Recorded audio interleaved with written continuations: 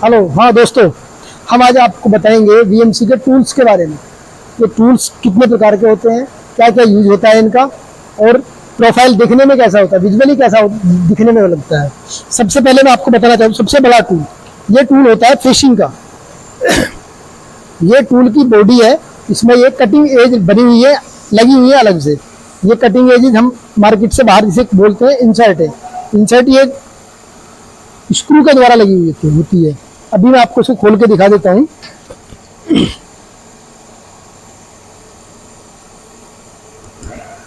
ये मैंने इस प्रकार से, जैसे जैसे लोहे को छीलते रहती है तो धीरे धीरे खराब हो जाती है। तो जैसे ही खराब होती है तो हम इसको नई इंसर्ट दोबारा से लगा लेते हैं। अभी आप देखेंगे ये स्क्रू है और ये एक इंसर्ट है। इंसर्ट में ये नई एज है, इसको एज यहाँ पे लगाया, स्क्रू यहाँ पे फिट किया, और ये इसकी चाबी है, इसको बोलते हैं टी। टी का फिर नंबर होता है, ये टी 15 नंबर है इसका। इसको हम ऐसे करके टाइट कर लेते हैं। ऐसे सभी एजेस पे हम इंसर्टें लगा के और फिर ये कटिंग करने के लिए तैयार रहता है। इसको बोलते हैं bull cutter. Bull cutter fishing का, ज़्यादातर बुल कटर रफिंग के काम आता है। जो रफिंग ज़्यादा मेटेरियल, बड़ा मेटेरियल काटना है, इसको बोलते हैं रफिंग का कटर है। ये है 50 का बुल। इसमें अभी आपको देखेंगे इस इंसर्ट में ना 0.8 का रेडियस लगा होता है आगे। ये इंसर्ट की जो एज है, कॉर्नर, ये शार्प एज नहीं ना हो करके इसमें रेडियस लगा होता है, इसको बोलते हैं 0.8 रेडियस की इंसर्ट। अच्छा, ये भी आप देखेंगे ये हमारा 50 का कटर है, इसमें R6 का रेडियस है, R का 6 का रेडियस है इसमें। ये भी रफिंग का काम आता है। ये भी हमारा 50 का डाया है और इसको बोलते हैं 50 की बॉडी R6 में। इसको भी हम इनसाइड से और प्लस साइड से क्लैंप से करके इसको रोकते हैं, और यहाँ से भी इसको बीच में से माउंटिंग के लिए बोल्ट लगाया है। ये एडेप्टर है, इसमें ये बॉडी एक्स्ट्रा अलग से लगा दी जाती है। ठीक है। वैसे ही ये हमारा 32 का कटर है। ये इसका साइज 32 आएगा। इसमें भी 0.8 की इंसर्ट का रेडियस लगा होता है इंसर्ट के अंदर, और ये भी हमारा स्क्रू से टाइट होता है। ठीक है। ये कंपोनेंट अलग है, ये कंपोनेंट अलग है। ये टूल है, ये एडेप्टर है। एडेप्टर के लिए 4 पार्ट होते हैं, उनको हम बाद में बताएंगे। अच्छा जी, अभी मैं आपको दिखा देता हूँ खुला टूल। ये विदाउट स्पिंडल टूल है। इसकी बॉडी का साइज है 16। तो हम किसी भी एडेप्टर में यहाँ से खोल करके इसको इसे इंसर्ट किया, टाइट कर लिया, तो ये अपना टूल कटिंग करने के लिए तैयार हो जाता है। ये बॉडी है, ये मार्केट से खरीदते हैं। इसका जो इंसर्ट का साइज है, ये इस पर भी 0.8 का रेडियस लगा होता है, लेकिन इसका स्क्रू साइज छोटा होता है, क्योंकि टूल का डाया कम है तो स्क्रू साइज भी कम है। ठीक है। तो ये भी रफिंग के काम भी आता है, फिनिशिंग के काम भी आता है। ठीक है जी। अभी आप ये देखेंगे, ये फुल्ली कार्बाइड टूल है। ये फुल्ली कार्बाइड है, तो 16 का साइज है, 16 का एंड मिल। ये पूरा सॉलिड कार्बाइड में होता है। ये जैसे धीरे धीरे इसकी एज खराब होने लगती है, तो मार्केट में जाकर के इसकी एज पे धार लगवा देते हैं, तो नई एज बन जाती है। ठीक है। अभी आप देखेंगे ये ड्रिल है। ये ड्रिल है, मान लिया हमें कोई होल करना है, तो होल करने से, होल में टूल चलाने से पहले हमें ड्रिल करना होता है। तो ड्रिल कोई भी साइज का होता है, आप किसी भी साइज का ड्रिल ले सकते हैं। उसमें ये ड्रिल का ये एंगल होता है, इसको हम रिसार्व कर लेते हैं। इसका 118 डिग्री में धार लगी होती है इसकी धार का एंगल होता है वो 118 डिग्री होता है।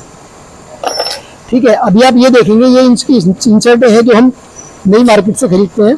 मान लिया हमारी पुरानी इंसर्ट खराब हो गई है, तो हमारे पास ये पूरा बॉक्स है। एक इंसर्ट उसमें से खोल ली, पूरा बॉक्स, नई इंसर्ट लगाई, टाइट कर दिया, तो हमारा टूल अब रेडी है चलने के लिए। यदि हम पुराने इंसर्ट पे ही, पुरानी धार पे ही काम करेंगे, तो हमारा टूल जल्दी खराब हो जाएगा, और टूल की धीरे धीरे बॉडी खराब होने लग जाएगी, और जॉब भी हमारा खराब हो जाएगा। इसके बाद में हम आपको बताते हैं, ये कुछ स्पेशल रिक्वायरमेंट टूल होते हैं। जैसे कोई स्पेशल प्रोफाइल मांगी जाती है, रिक्वायरमेंट के हिसाब से टूल में मार्केट से अरेंज किए जाते हैं। ये आप देखेंगे 60 डिग्री में टूल है, इसको टी कटर बोलते हैं। जो इसका एंगल है ये आप चेक करेंगे 60 डिग्री है। यहाँ से आप देखेंगे 60 डिग्री एंगल है, और ये आपका 30 डिग्री एंगल है। ये भिन्न भिन्न प्रकार के टूल होते हैं, और इसका एंगल 45 डिग्री है। ये हमने तीनों प्रकार के टूल रखे हुए हैं। अब आप देखेंगे ये 60 डिग्री में, ये 45 डिग्री में, और ये 30 डिग्री में। इन टूलों को बहुत कम यूज किया जाता है, स्पेशल रिक्वायरमेंट अगर प्रोफाइल में आती है तभी इनको यूज किया जाता है, अदरवाइज इनको यूज नहीं करते। ज़्यादातर टूलों के end mill, ball nose, mill cutter, drill, इन्हीं टूलों का मैक्सिमम यूज किया जाता है। ये आप देखेंगे ये कॉलेट होती है, कॉलेट में ये पकड़ होती है, इस पर साइज लिखा होता है 6 से 7, यानी कि 6 mm से लेकर 7 mm के बीच का ये टूल पकड़ लेती है। इस कॉलेट को हम एडेप्टर के बीच लगाते हैं। एक एडेप्टर देखिए, अब हम इस कॉलेट को कैसे यूज करेंगे। ये हमारा एडेप्टर है, एडेप्टर के 4 पार्ट होते हैं। ये इसको बोलते हैं पुल स्टड, ये अलग इक्विपमेंट है, ये अलग इक्विपमेंट है, और ये इसको बोलते हैं चकनेट। जब हम पूरे को, ये हमने चकनेट लिया हाथ में, चकनेट में आप देखेंगे यहाँ पे अंदर ना खांचा बना होता है, स्लाइड्स बनी होती है।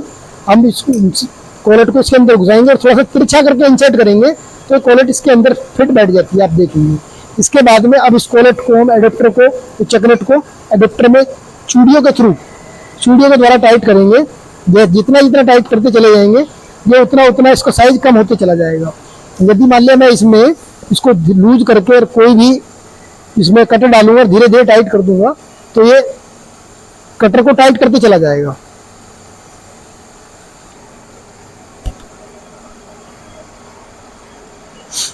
देखिए ये हमारे पास एक एडेप्टर है, इसमें टूल हमारा ऑलरेडी लगा हुआ है। अब हम इसको खोल के दिखाते हैं। ये इसका हमारी वाइस है जिसमें टूल होल्डर क्लैंपिंग बोलते हैं, क्लैंपिंग किट। टूल को क्लैंप कैसे करते हैं, तो अभी हमने इसमें लगाया। अब ये हमारी चाबी है, इसमें खांचे बने होते हैं, इस खांचे में आप अंदर से चाबी घुसाएंगे और धीरे धीरे फिर इसको ना टाइट, काफी हार्डली इसको पुश करना होता है। जैसे हम इसको पुश करेंगे तो धीरे धीरे लूज हो जाएगा। लूज हो जाएगा तो हमने देखेंगे, लूज होने के बाद में इसको बाहर निकाल सकते हैं। ये आपको देखेंगे, ये आपने बाहर निकाल दिया। हमें दोबारा से इसको लगाना है तो इसको अंदर करेंगे। जैसे ही टाइट करेंगे ये अपने आप को ग्रिपिंग करता चला जाएगा टूल को। ठीक है, हमें इसको मेजरमेंट अगर करना है, क्योंकि टूल को हम बिना मेजरमेंट किए हुए नहीं बांध सकते। टूल को हम मेजर यहाँ से करते हैं। यदि हमें 30 मिलीमीटर टूल को बाहर निकालना है तो इसको थोड़ा सा लूज किया और लूज करके हमें इसकी लंबाई जो भी आपको रिक्वायरमेंट होगी उसके हिसाब से इसको हमें चेक कर लिया। अभी 30 मिलीमीटर है, 30 मिलीमीटर बाहर निकाला। अब इसको हम टाइट कर देंगे। बस अब ये आपका टूल कार्य करने के लिए तैयार है।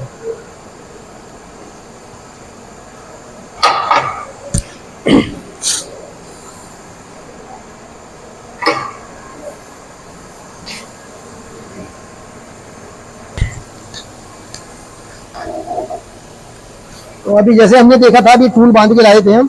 अब इस टूल को हम स्पिंडल में लगा देते हैं। ये बटन से पुश किया,